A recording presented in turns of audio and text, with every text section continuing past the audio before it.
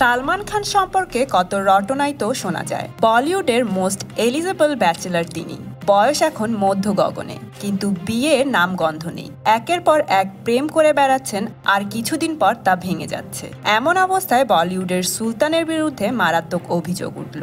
সালমান খান সম্পর্কে এমন অভিযোগ স্মরণকালের মধ্যে কেউ করেনি। বিগ বস 10-এর মঞ্চ থেকে ছিটকে যাওয়ার পর থেকেই সালমানের প্রতি বিদ্বেষ বেড়ে গেছে স্বামী ওমের।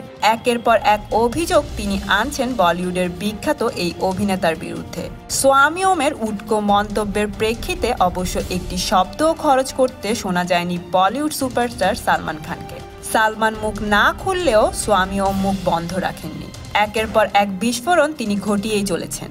বিগ বসের মঞ্চ থেকে ছিটকে যাওয়ার পরেই স্বামী ওমকে বলতে শোনা গিয়েছিল সালমান খান পাকিস্তানের আইএসআই এজেন্ট। এবার আরও এক ধাপ এগিয়ে স্বামী ওম বললেন সালমান খানের এইডস রয়েছে, কারণ তিনি বহু নারীর সঙ্গে যৌন সম্পর্কে লিপ্ত হয়েছেন। আর এইডসে আক্রান্ত হওয়ার জন্যই সালমান খান বিয়ে করছেন না। সালমানের এইডস হয়েছে এমন কথা কোনো কালেও শোনা যায়নি। কেউই এই অভিনেতার বিরুদ্ধে এমন ভয়ানক অভিযোগ আনেননি। তবে বোঝাই যাচ্ছে খবরের শিরোনাম হওয়ার জন্যই স্বামী ওম একের পর এক অভিযোগ আনছেন সালমানের বিরুদ্ধে। এমনকি তিনি কি বলছেন তা তিনি নিজেও জানেন না। স্বামী ওমের এইসব মন্তব্যে আপনাদের কি মতামত বন্ধুরা? কমেন্ট করে জানিয়ে দিন। আর হ্যাঁ, আপনার ফেভারিট সেলিব্রিটি এমন লেটেস্ট নিউজ জানতে এখনই সাবস্ক্রাইব করুন স্টার গল্প চ্যানেলে।